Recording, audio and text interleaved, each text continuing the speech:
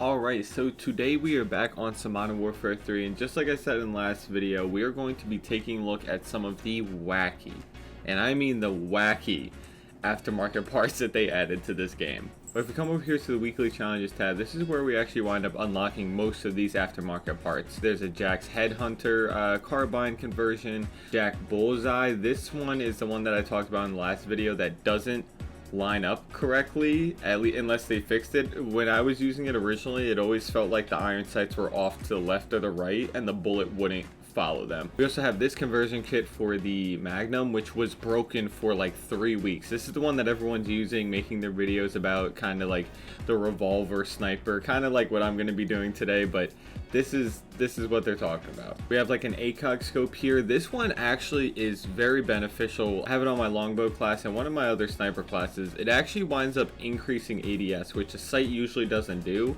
I think it's because it has a built-in laser with this, so you wind up getting ADS for the laser without having to waste it on a laser and a sight attachment. We also have the Jack Signal Burst. I believe this just changed it into a burst rifle. And of course the newest one, the aftermarket part for the AMR9 that gives it 2 barrels. So if we take a look at my classes, I actually wind up having a build for both these. I have no idea if this is a good build or not. I just wanted to throw on the parts and see what was up. So we have the aftermarket part.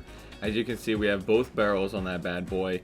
And for our sniper pistol here, we have, there's our loadout for that. So again, I don't know if these are any good, but this is what I'm going to try to be using today, just to kind of have fun with this, show it off. Because these are some wacky aftermarket parts. Before we get into it, again, just want to say thank you so much for all the support on the YouTube channel. We're almost at 100 subscribers, which I didn't think would ever happen. I think we're under 30 away. I think we're at like 76 or something like that right now. So thank you so much for all the support. In 2024 alone, it's only been like a few weeks, and we already have had a ton of support. So thank you so much.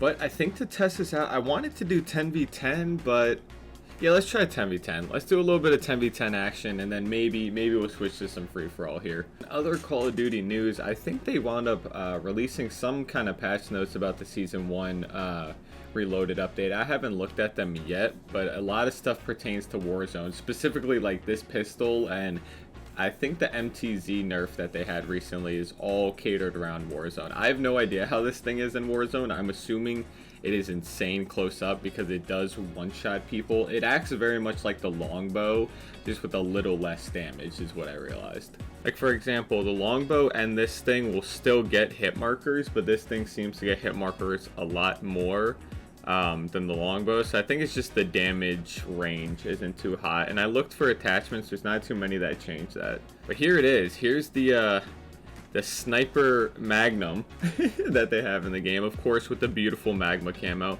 Still 6 shots, nothing you can really change about that, but maybe they'll add like another aftermarket part that gives it like 12 or something crazy. Then here's the double barrel AMR9. You can see both barrels on the end there. This thing, from what I've used a little bit, it's not too crazy, but these aftermarket parts are fun. I always wanted them to do something like this because we really haven't seen this since like Infinite Warfare, Advanced Warfare kind of days, where we just have wacky guns that are kind of over the top, but again, they're not overpowered, they're just fun to use.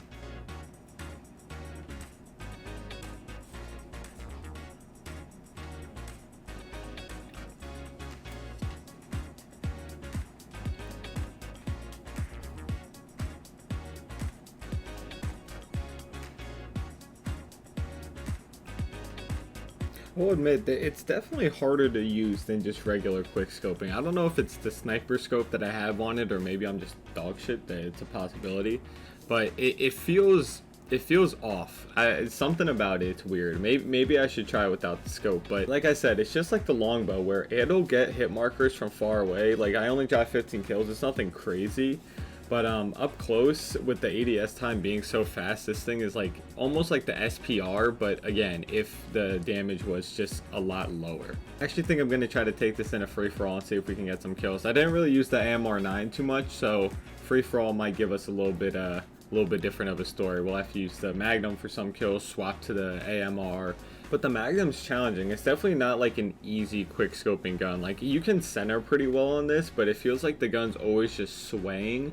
And maybe there's attachments that I can try to test out to change that, but it always feels like too wavy, if that makes sense. Like when you're holding the snipers and you ADS in this game, you're kind of like stuck, kind of like cemented down where you aimed in. Like you can still move, but it's a lot easier to center your shots. Now maybe that's me just yapping because I was dog shit, who knows. But let's see if we can try to get a free-for-all win out of this.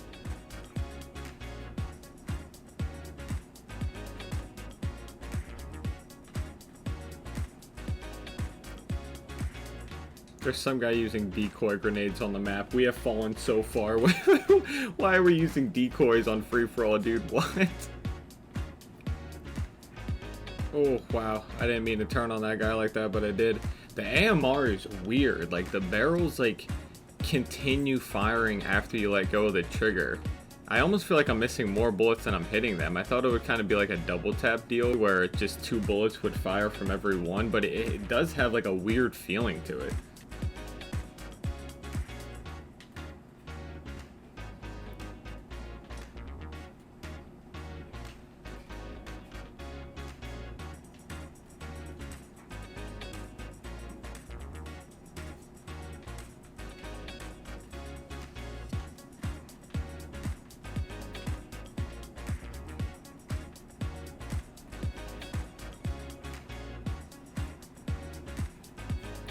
Oh my gosh, I can't believe I just did that to both of them. That was crazy.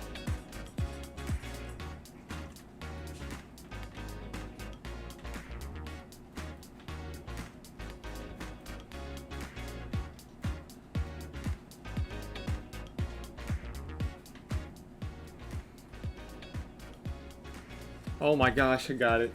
Wow, that was the dude I was battling all game for first place, dude.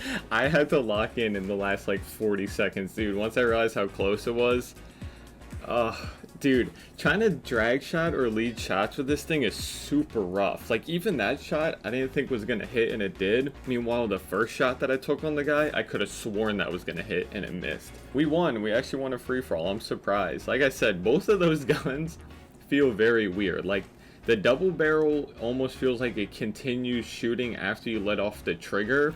And the revolver always feels like it's aiming weird or like slightly like bobbing back and forth. It's very weird. But yeah, that was a little look at some of the goofy aftermarket parts that they're adding to this game. Like I said, when this game first came out, I love these. I hope that they keep dropping random stuff because whether it's good or bad, it doesn't matter. It's fun to use and it makes for a fun video. So final thoughts on those, neither of them are overpowered. I don't know about Warzone. The revolver might be kind of crazy in Warzone for like those medium gunfights, but other than that, for multiplayer, I really can't see it being too crazy. But as always, thank you for watching another video. I hope you enjoyed watching me just play some free-for-all, kick it back. This is a very chill, just low-key kind of video, but I just really wanted to show off some of the goofy things that they add to this game. So again, thank you so much for watching. I hope you enjoyed, and I'll catch you in the next one. Peace.